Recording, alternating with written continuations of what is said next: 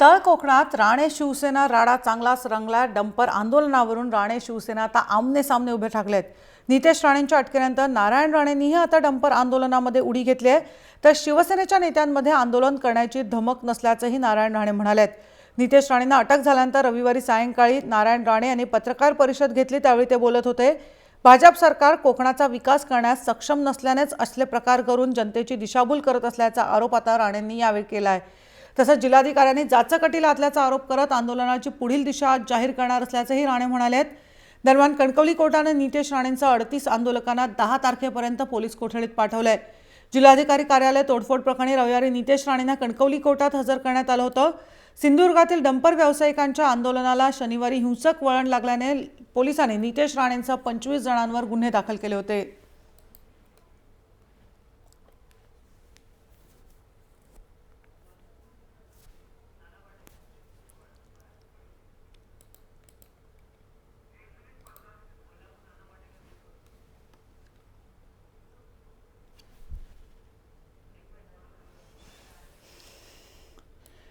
आपण बघतो नारायण राणे यांनी तळ कोकणात राणे शिवसेना राडा चांगलाच रंगलेला आहे। नितेश राणेंना पोलिसांनी ताब्यात घेतल्यानंतर कोकणामध्ये हा सगळा हाय व्होल्टेज ड्रामा आपल्याला बघायला मिळाला।